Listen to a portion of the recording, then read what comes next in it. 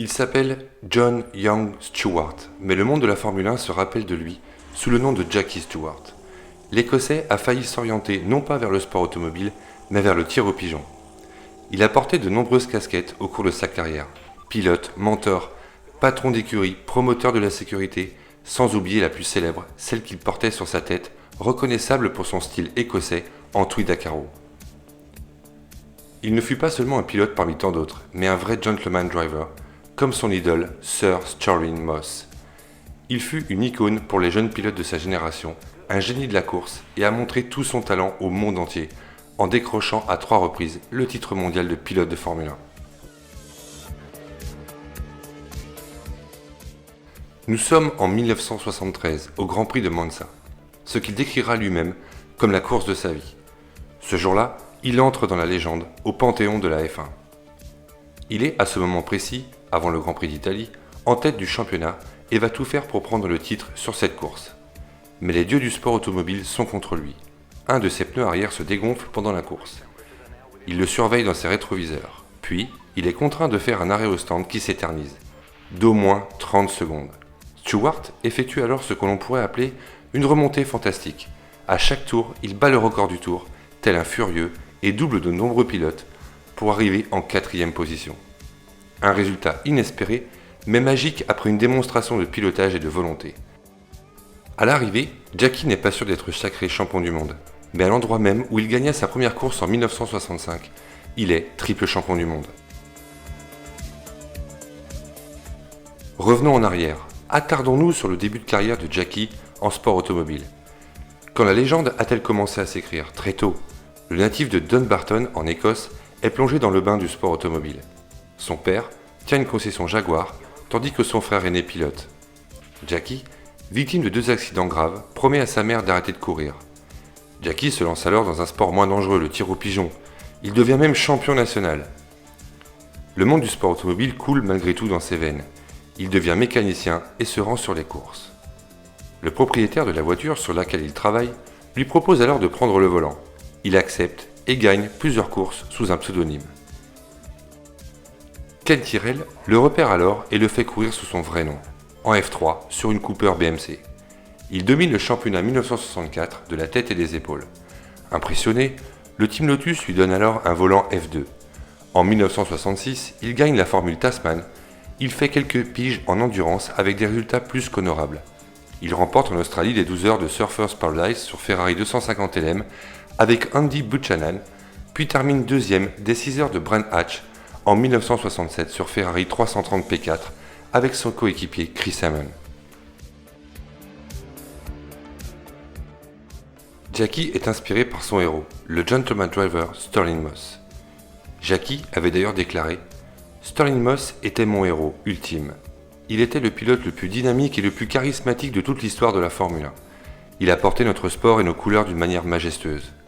Selon l'Écossais, Moss n'a jamais été champion, car il a toujours voulu conduire des monoplaces britanniques, à l'époque où les constructeurs italiens et allemands dominaient. »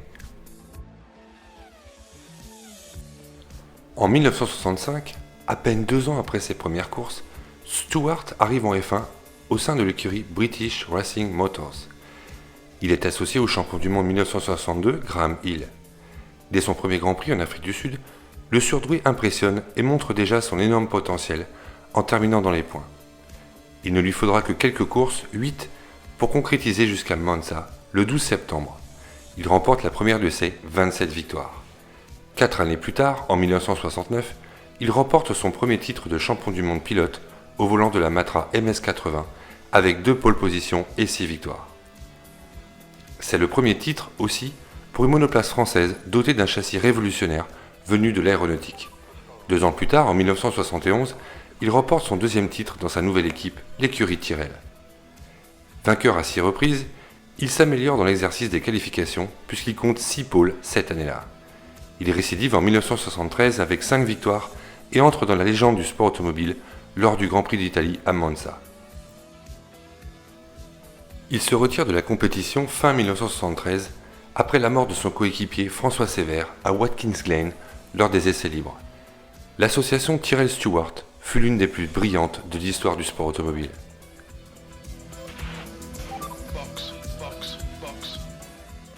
François Sévère n'était pas seulement l'équipier de Stewart, il était son disciple et son ami proche. L'Écossais et le Français, c'était le maître et l'élève. Ils s'entendaient à la perfection. Stewart enseignait à Sévère l'art de grappiller les dixièmes. Le Français semblait plutôt promis à une carrière brillante en F1. Mais le décès tragique de François a bouleversé le champion du monde. Stewart avait déjà prévu de mettre un terme à sa carrière en fin de saison alors qu'il était au sommet de son art. En hommage à son protégé, Jackie a pris la décision de ne pas disputer le dernier Grand Prix de sa carrière à Watkins Glen. Comme un symbole, l'Écossais aura disputé finalement 99 Grands Prix au total dans sa carrière. En 9 saisons et 99 Grands Prix à son actif, Jackie possède un tableau de chasse impressionnant. Avec pas moins de 27 victoires, il a établi un nouveau record en 1973 devant Jim Clark et ses 25 victoires. Record qui ne sera battu que plus tard en 1987 par un certain Alain Prost. Avec 43 podiums et 17 pole positions et 15 meilleurs tours en course, Sir Jackie Stewart est entré dans l'histoire de cette compétition débutée en 1950 en Angleterre. Stewart est le premier à pointer l'indécence de faire courir pareil risque aux pilotes à chaque Grand Prix. À Francorchamps, en 1966, un accident a failli lui coûter la vie. Sous des trompes d'eau, et alors qu'il sent l'essence couler sur sa tenue de pilote, il est prisonnier de sa voiture accidentée. Il craint l'incendie, mais le destin sera heureux pour lui. Choqué par cette effrayante expérience, il prend conscience des risques inconsidérés que prennent les pilotes en course. Il se mobilise pour améliorer la sécurité. Ses efforts sont d'autant plus remarquables qu'à l'époque, parler de sécurité est mal vu. Certains le qualifiaient même de lâche. Il sera à l'origine de la création d'une Medical Unit qui se déplace sur les Grands Prix de Formule 1.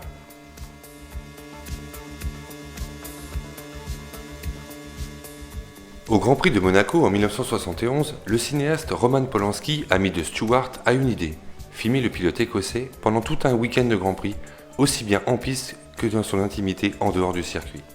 Ce documentaire exceptionnel portera le nom de Weekend of Champions.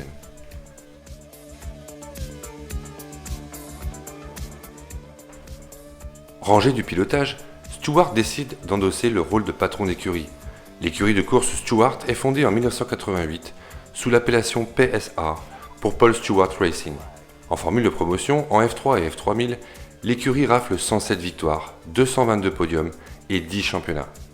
En 1997, Stewart saute le pas et engage son écurie en Formule 1.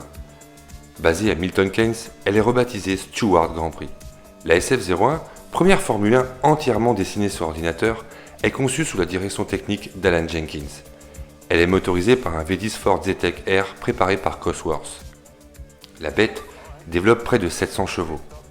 Pour débuter, Jenkins prône la simplicité, mais soigne l'aérodynamique en soufflerie. Le line-up est composé de Rubens Barrichello et Jan Magnussen. Malgré une très belle deuxième place au Grand Prix Monaco, l'année 1997 est compliquée, comme l'année suivante avec le pilote Jos Verstappen. En 1999, débarque Johnny Herbert, c'est la meilleure saison de Stewart Grand Prix, avec une magnifique victoire d'Herbert au Nürburgring, accompagné sur le podium de Barrichello, 3e. Stewart décroche finalement la 4e place du championnat du monde des constructeurs, derrière les 3 top teams en inscrivant 36 points. La victoire d'Herbert sera la seule de l'écurie, rachetée en 2000 par Ford et rebaptisée Jaguar Racing, qui deviendra par la suite Red Bull Racing. Jackie Stewart aura eu plus de succès en tant que pilote que directeur d'écurie. Mais est-ce vraiment comparable ? Aujourd'hui, Jackie Stewart souffle 81 bougies. L'occasion pour les membres de Max F1 Live de se rappeler ou de redécouvrir le passé d'un homme hors du commun. Pilote de légende, doué, classe, bienveillant à l'égard de François Sévère, l'Écossais a marqué l'histoire de la Formule 1. N'oublions jamais ce qu'a vécu ce pionnier, cet homme courageux et déterminé qui a fait prendre conscience au monde de la catégorie reine que la sécurité n'est pas qu'un mot imprononçable, mais un combat qu'il se doit de mener inlassablement, encore de nos jours. Merci Jackie et à bientôt.